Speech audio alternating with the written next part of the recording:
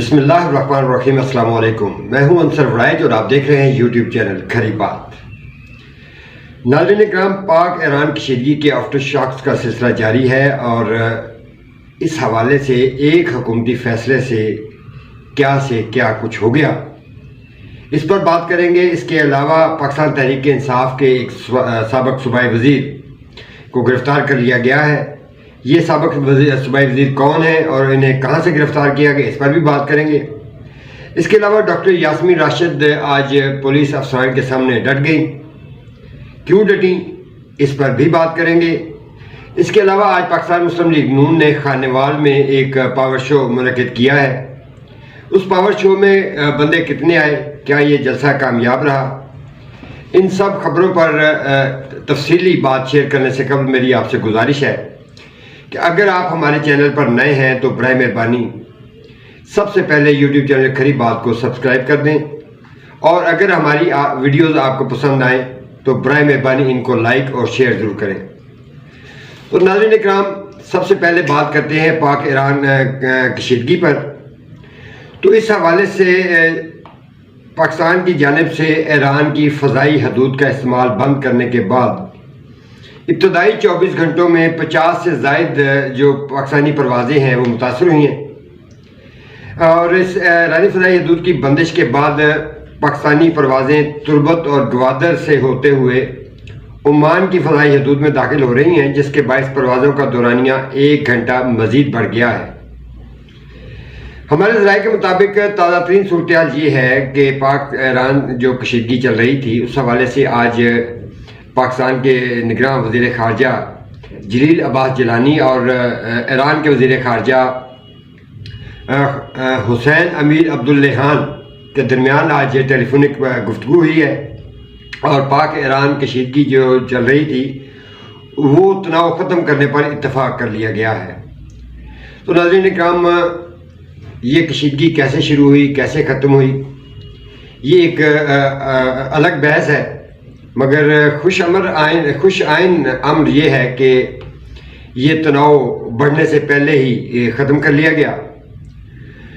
تو چلتے ہیں ناظرین اکرام، پاکستان تحریک انصاف کے جو سابق صوبائی وزیر گرفتار ہوئے ہیں اس خبر کی جانب۔ تو اس حوالے سے آج پنجاب پولیس نے فیصل آباد ضلع کچہری سے پاکستان تحریک انصاف کے سابق صوبائی وزیر خیال کاسرو کو گرفتار کر لیا ہے۔ اس گرفتاری پر خیال کاسرو تو خاموش رہے، مگر جو پاکستان مسلم لیگ کاف سابق جو قائد ہیں مونس الہی، وہ بڑے سیخ پا ہوئے ہیں۔ انہوں نے اس گرفتاری پر اپنے رد عمل کا اظہار دیتے ہوئے کہا ہے کہ خیال کاسرو کے ساتھ جو کچھ کیا گیا وہ سب نے دیکھا ہے۔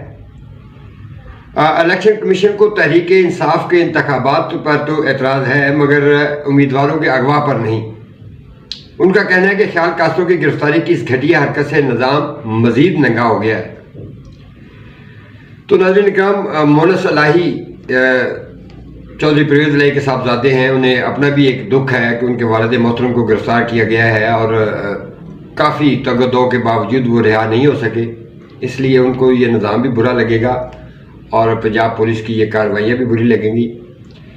دیکھنا یہ ہے کہ کیا جب وقت بدلے گا تو مونس الہی انتقامی کارروائیوں پر واپس آتے ہیں یا پرامن سیاست کے حامی ہوں گے، یہ تو وقت ہی بتائے گا۔ بہرحال 8 فروری 2024 کے قومی انتخابات کے لیے صوبائی دارالحکومت لاہور سے قومی اور صوبائی اسمبلیوں کی 44 نشستوں پر امیدواروں کی حتمی فہرست جاری کر دی گئی ہے۔ لاہور ہائی کورٹ کے فیصلوں کے بعد لاہور سے قومی اور صوبائی اسمبلیوں کی 44 نشستوں پر 1079 امیدوار مد مقابل ہوں گے۔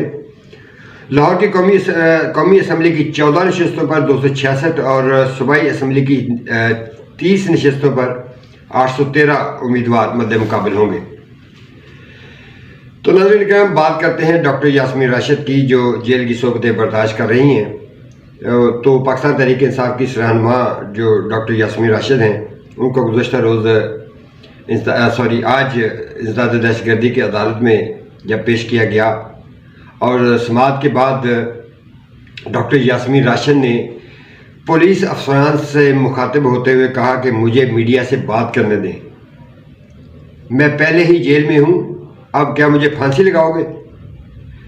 ڈاکٹر یاسمین راشد کا مزید کہنا تھا کہ گزشتہ 8 ماہ سے خاموش بیٹھی ہوں، لیکن اب خاموش نہیں رہوں گی۔ میں اس عمر میں بھی ایسے لڑوں گی کہ ان لوگوں کو پتہ چل جائے گا۔ آج میں عدالت میں ہوں، اب میں یہاں سے نہیں اٹھوں گی، دل کرتا ہے تو زبردستی اٹھا کر لے جائیں۔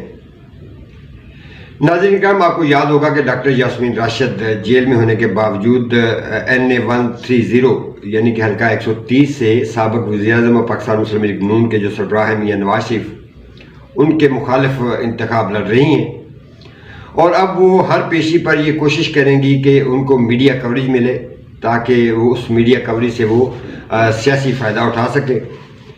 تو سیاسی فائدے سیاستدان ہی اٹھاتے ہیں، تو کوئی حرج نہیں ہے اگر ان کو میڈیا سے بات کرنے دی جائے تو ان کے جو خیالات ہیں ان کے ووٹر تک پہنچ سکیں اور ان کو بھی لیول پلینگ فیلڈ کا کچھ حصہ ضرور مل سکے۔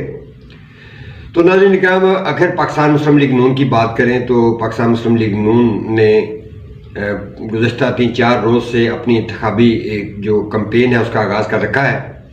تو اس سلسلے میں آج خانیوال میں ایک بھرپور پاور شو منعقد کیا گیا۔ تو اس حوالے سے یہ کہنا کہ جلسہ کامیاب ہے یا جلسہ کامیاب نہیں ہے، تو جب ہم نے اپنے اندرونی ذرائع سے رابطہ کیا تو انہوں نے 2 مختلف فگر سب نے رکھے۔ پہلے فگر کے مطابق اس جلسہ گاہ میں 20,000 سے زائد کارکنان اکٹھے ہوئے، جبکہ دوسرے ذرائع کا کہنا ہے کہ یہ جو کارکنان کی تعداد ہے یہ 8 سے 10,000 ہے۔ اور جلسہ کے جو منتظمین ہیں ان کے مطابق جلسہ گاہ میں 5,000 کرسیاں لگائی گئی تھیں، جبکہ جب جلسہ شروع ہوا تو اس میں جو کرسیاں تھیں ان کی تعداد کم پڑ گئی اور لوگوں کی ایک بڑی تعداد وہاں پہ کھڑی تھی۔ اس جلسہ کی جو ایک منفرد بات یہ ہے کہ اس جلسہ سے پاکستان مسلم لیگ نون کے جو سربراہ ہیں میاں نواز شریف، ان کی صاحبزادی اور پاکستان مسلم لیگ نون کی چیف آرگنائزر مریم نواز نے خطاب کیا، اور جو جلسہ کے جو کارکنان تھے وہ کافی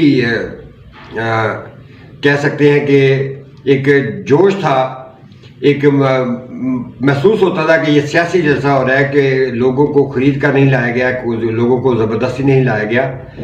تو انتخابی جلسے ایسے ہی ہوتے ہیں، ان کو کامیاب کرنا یا ناکام کرنا یہ قبل از وقت بات ہوتی ہے، کیونکہ 8 فروری 2024 کے جو قومی انتخابات ہیں یہ اسی سلسلے کی کڑی ہے۔ تو کون کامیاب ہوتا ہے اور کون ناکام ہوتا ہے تو اس کا فیصلہ تو 8 فروری 2024 کو ہی ہوگا۔ تو ناظرین کرام، جیسے جیسے مجھے نئی اپڈیٹس ملیں گی میں آپ تک پہنچاؤں گا۔ تو اگلی ویڈیو تک کے لیے اجازت چاہتا ہوں۔ اللہ نگہبان۔